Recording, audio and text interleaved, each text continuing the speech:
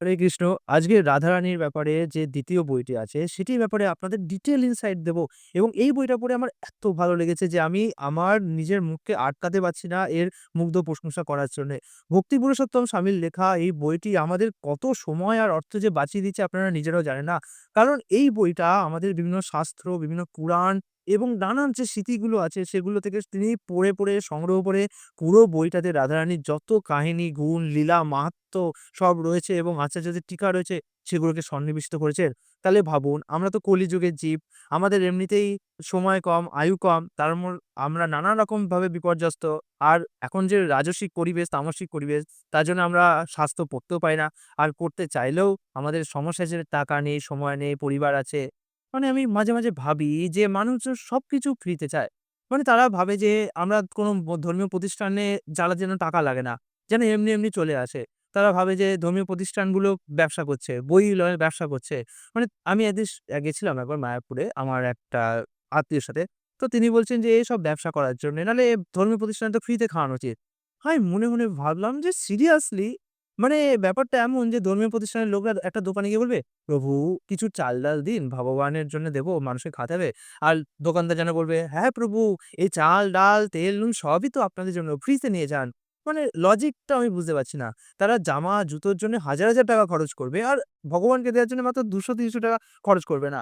আর প্রসাদের জন্য মাত্র ৳৪০ খরচ করবে না। সেখানেও মনে হয় তাদের ব্যবসা করছে। কি আশ্চর্য কথাবার্তা! যাই হোক, কোন জায়গায় যাচ্ছি? তো এই বইটা আপনাদের অনেক টাকা আর অনেক সময় কি করে বাঁচাবে? প্রথমত আজকাল কলিযুগে অনেক শাস্ত্রে লুপ্ত হয়ে গেছে। আর যেগুলো বেঁচে রয়েছে সেগুলোর দাম আকাশছোঁয়া যে মানুষ চাইলেও পড়তে পারবে না। আর যদি কারোর কাছে বড়লোকের ছেলে হয়ে যায়, কেউ টাকা-পয়সা থেকেও থাকে, তবুও যে স্বাস্থ্য কিনলে যে বুঝতে পারবে তারও সম্ভাবনা কম। আর যদি বুঝতেও পারে সময় পাবে কোথায়? কত বড় মোটা স্বাস্থ্য। তো সেখানে শিরাদার মহিমা খোঁজা আর খুঁজে পেলেও সেটা যে শিরাদারই মহিমা সেটা বোঝাও খুব মুশকিল। যেমন অনেকে বলে যে শ্রীমদ্ ভাগবতে শিরাদার মহিমার কথা কোথায় বলা হয়েছে? তার নাম তো নেওয়া হয়নি। কিন্তু শ্রীমদ্ ভাগবতে শিরাদার কথা ইনডাইরেক্টলি নেই, ডাইরেক্টলি নেই, ইনডাইরেক্টলি বলা আছে। ঠিক আছে? যে একজন বিশিষ্ট গোপী আছে। কিন্তু তবুও অনেকে বলবে, "না, এটা শিরাদা না অন্য কেউ।" মানে এইভাবেও লজিক অনেকে দেয়। তো অ্যা এত সমস্যা যখন পার করে আপনি শিরাদার ব্যাপারে জানতে চাইছেন, তো জানার উপায় নেই। তার জন্য আমি বলব আপনার টাকা, সব সময় এবং আপনার যে বুদ্ধিবৃত্তি সেটাকে সবকিছুকে এত খাটনি করা থেকে বাঁচিয়ে দেবে। এই দুটো বই কিনুন। এখানে শিরাদার যা মহিমা আছে সমস্ত মহিমাকে খুব সুন্দরভাবে ব্যাখ্যা করা হয়েছে। সূচিপত্র দেখাচ্ছি, সূচিপত্র দেখলেই তো বুঝতে পারবেন। আচ্ছা, ১ম খণ্ডটা ইতিমধ্যে রিভিউ করেছি। ওখানে যে সূচিপত্র আছে সেগুলো আর এখানে রিপিট করব না। ২য় খণ্ডটা বলছি। ২য় খণ্ডে শিরাদা ও শ্রীকৃষ্ণের অপ্রাকৃত প্রেম মধুর যে সম্পর্ক সেটার ব্যাপারে বর্ণনা করা হয়েছে। ঠিক আছে? তারপরে হচ্ছে কৃষ্ণের বংশীচুরি আর নববৃন্দাবন লীলা। ঠিক আছে? ১ম অধ্যায়টা মানে ১ম খণ্ডটা বেশি মানে খুব সুন্দর লাগলো আমার। ওখানে রাধা তত্ত্ব এবং রাধাজি কেন এখানে এলেন এই গোলকে সেটার ব্যাখ্যা করা হয়েছে। আর ২য় খণ্ডটা যেহেতু রানীর যে অন্তিম দিকের লীলাগুলি সেগুলোকে ব্যাখ্যা করছে।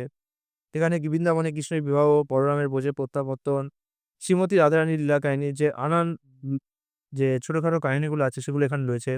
তারপরে আছে পরিশিষ্ট। ঠিক আছে? ব্যাস। এই নিয়ে পুরো বইটা সংগ্রহ করা হয়েছে। দেখতে পাচ্ছেন? এবং এই বইটা অত্যন্ত ভালো। আমি বারবার বলব যে যদি রাধারানীর ব্যাপারে কোনো বই সাজেস্ট করতে হয়, এই বইটা আমি সাজেস্ট করব। কি সুন্দর ছবিও আঁকা হয়েছে এখানে।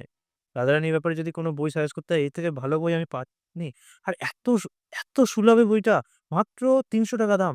আমি নিজে বইয়ের অনেক কিনেছি। আমি জানি যে এই যে প্রিন্ট যা দিচ্ছে না, আর যা পেজ কোয়ালিটি দিচ্ছে, এটার দাম যদি কমার্শিয়াল কোনো বই হয় ৳৫০০ কম পড়ে হবে। আপনি নিজেও জানেন এই ৳৫০০ কম পড়ে হবে। ৳৩০০ তো হবে না।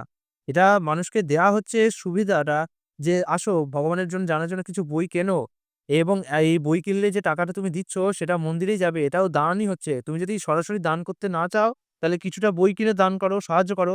কিন্তু মানুষ হচ্ছে বড্ড বেশি মূর্খ। তারা এটুকুও করতে চায় না। এখন কি করবেন?